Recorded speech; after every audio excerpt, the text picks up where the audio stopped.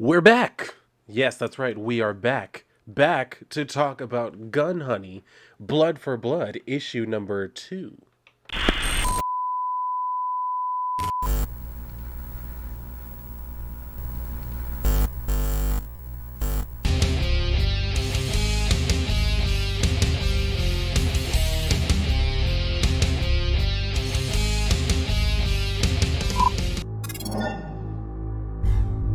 All right, so diving back into this, I'm just going to give you a quick and dirty rundown of what happened last issue because if you didn't watch my video or read the comic, well, that's kind of your own fault. But I will tell you, Joanna was on vacation, then Brooke came back. He roped her into this mystery, telling her about how somebody was impersonating her and now seemingly has some sort of vendetta against her. So she is now roped into the mystery and has come upon the scene of a murder that she has been framed for, and she was put right in the right position to do exactly that, to frame her for the murder. So that's exactly where we're starting out. Let's get into the story itself, though. Okay, so we're starting out here, and if you remember, yes, there is nudity in this book that I obviously cannot show, so we'll just have to deal with that. As you can see, this is the setup. We have Joanna here, and she can hear there are sirens in the background because someone has called the police. Obviously, this is all part of the setup, and it's talking about how the police are going to be up here in 5 minutes, and Alberto's men are going to be here in 2, so she needs to be gone before they arrive. So we can see where the other security guards walk up, and they can see where, the dead security guard has his shirt taken off. And the guy is talking to the rest of them saying, repeat, wearing a security guard's uniform. So that's when one of the female security guards is like watching the monitors, and she sees Joanna and says, I've got her, elevator D2. So they all swarm over there. And then as they actually get into it, they can see she's ditched the security guard's uniform, and she has to have, escaped through the elevator shaft or whatever the hell they're called. It's saying you only bought yourself a little time.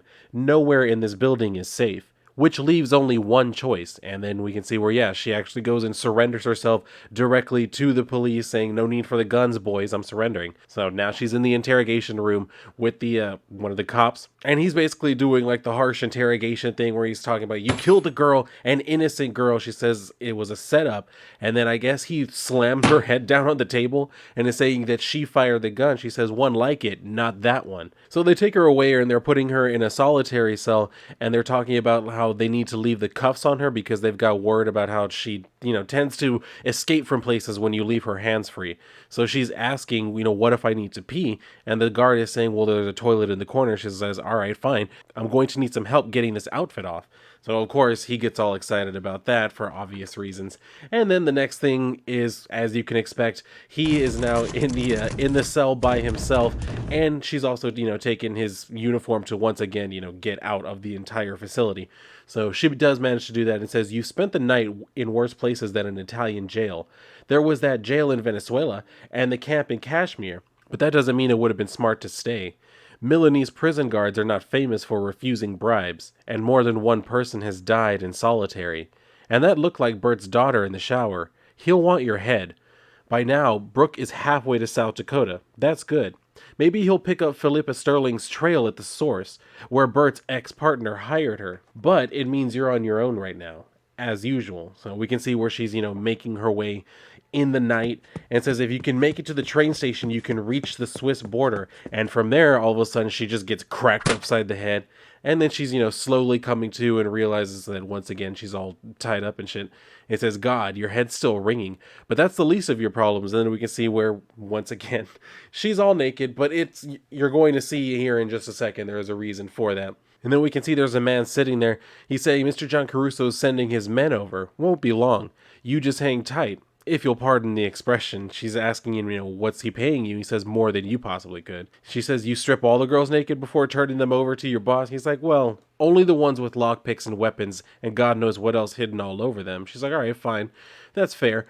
But I bet you like the view, too. And then this part, I'm not going to lie, took me by surprise, which was in itself a surprise. He immediately tells her, you can skip the seduction, sweetheart. You haven't got the right equipment for the job. And when I read that, immediately that set off the little warning flag in my head. I was like, wait, did I read that correctly?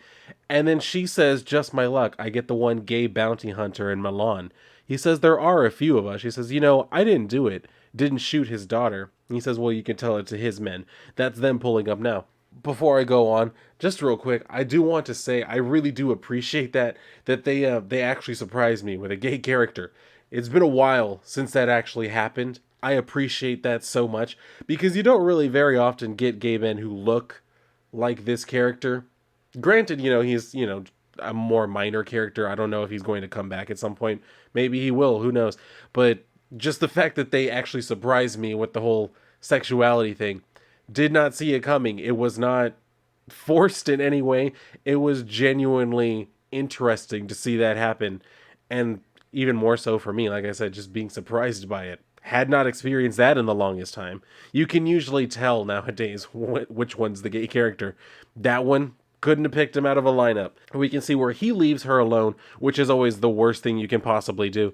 And then it says he's left you with nothing, or thinks he has. So she starts pulling herself up, and it's talking about how he's actually wrong. She's not left with nothing. She's saying that she's thinking to herself that she wishes she had been doing chin-ups. And says they say Houdini used to hide a pick in his hair before they locked him up. And how much hair did he even have?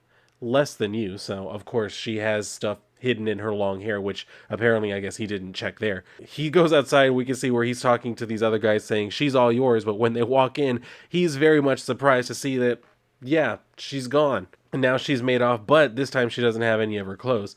It says, Jesus, everything hurts. Your shoulders, your head, and Milan wasn't made for bare feet. Because, yeah, I think they have, like, what, cobblestone roads and shit, which is not comfortable. They're pretty to look at, but not comfortable to run on, barefooted, I'd imagine. We can see where she actually ends up at this, I'm assuming it's just a general convent. And it says, if you don't get more clothes on, you're going to get arrested again. She adopts the outfit of a nun, and it says she'll forgive you. It's her job, which, all right, yeah, fair enough. And I guess, when needs must, go for it. And that's when she's able to get away from the whole situation. She does manage to make the escape.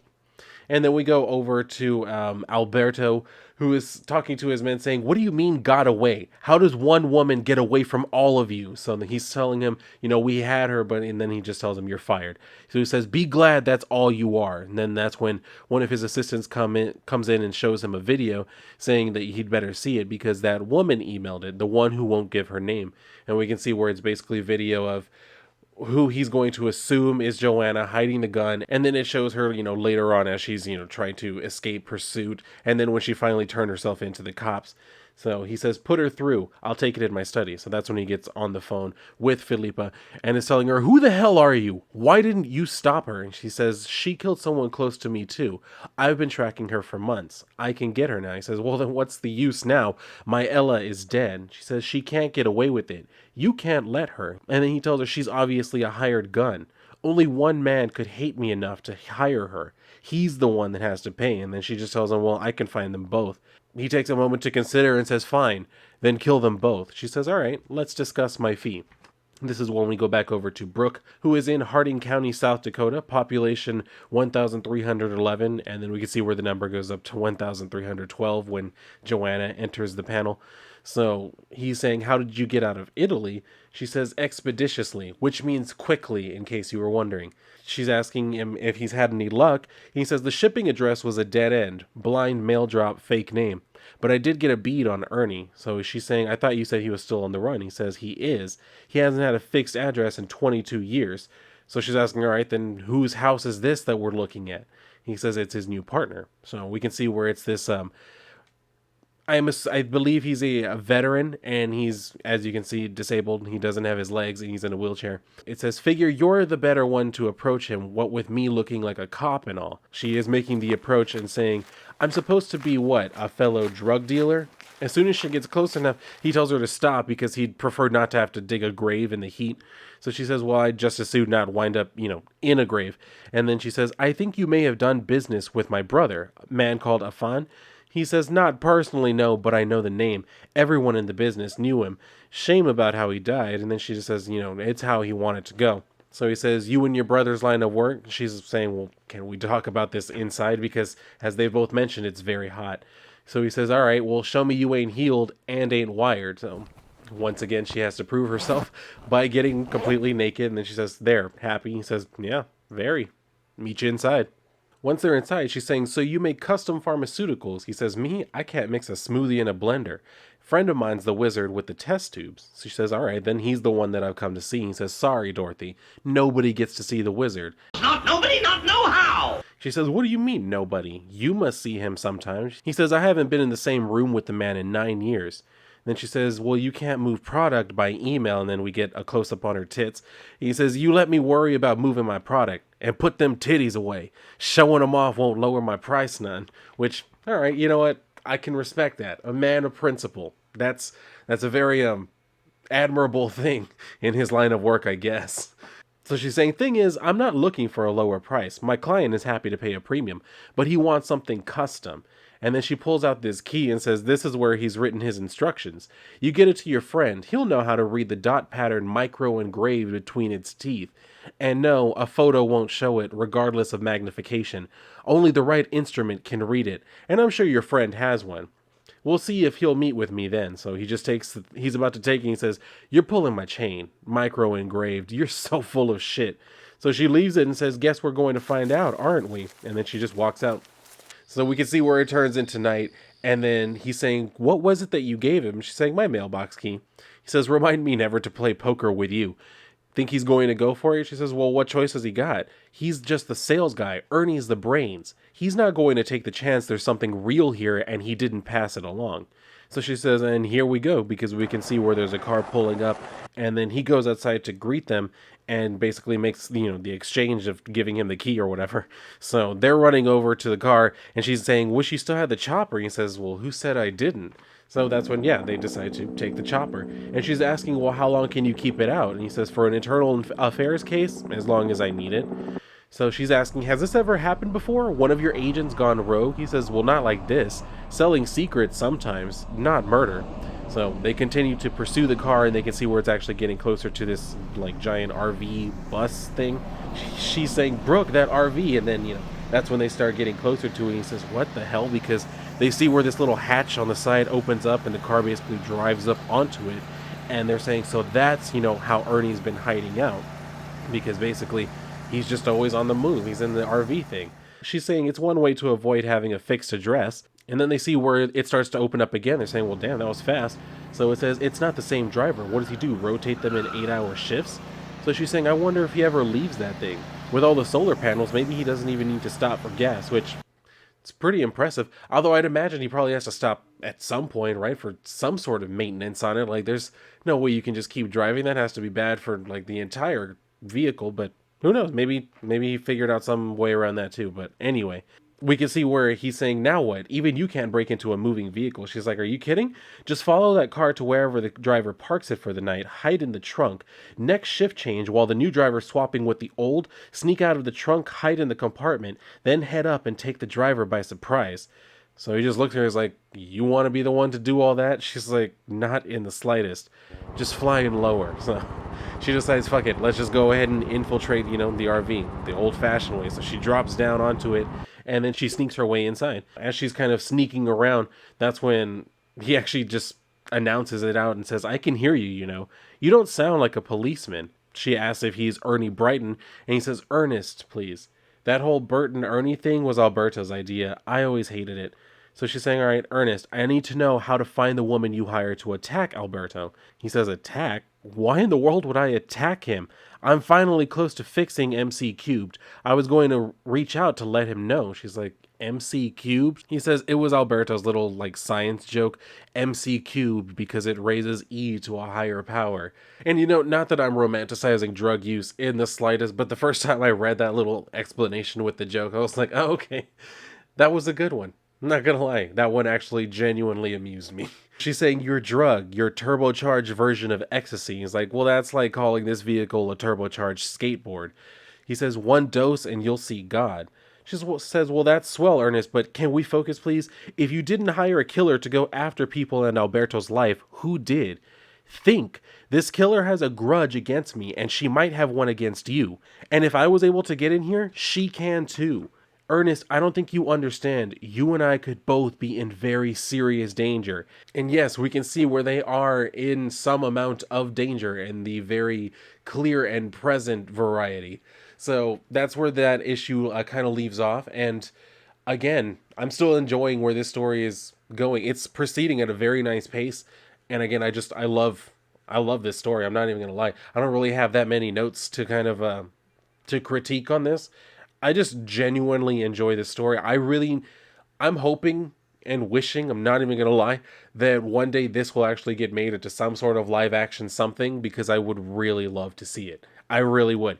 This story is so cool. I love everything about it. So hopefully that will come to fruition someday. But for now, I'm enjoying reading the comics. And I hope you're enjoying either at least watching the videos and hearing me read them, and that's inspiring you to go and buy the comics, because that's what I would like for more people to be into this, so I can talk to more people about it.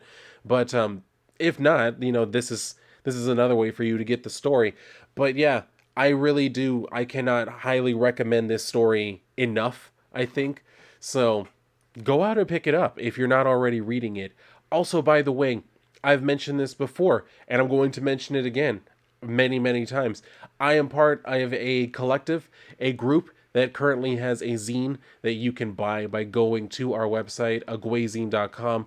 You will see, some of that footage right here. Go and check it out. The stories in here are a lot of fun, and also as an added bonus, I'm actually going to be interviewing one of the story artists and actually the cover artist as well. He did both of those. I'm going to be interviewing him, kind of talking about, his art and what some of his inspirations were, just kind of getting him to this point. It's going to be a lot of fun. I'm telling you, you're going to enjoy these stories. So if you can, go ahead and go buy yourself a copy, or tell your friends, tell your family, push it to other people, just let them know about it. So yeah, do that for me, and I would tremendously appreciate it. Also, if you would like, go ahead and like this video, subscribe, share out, the video, my channel, whichever. I would appreciate all of that as well. So if you're done here, go and read a book, especially this one. And if not, then I'll see you on my next video.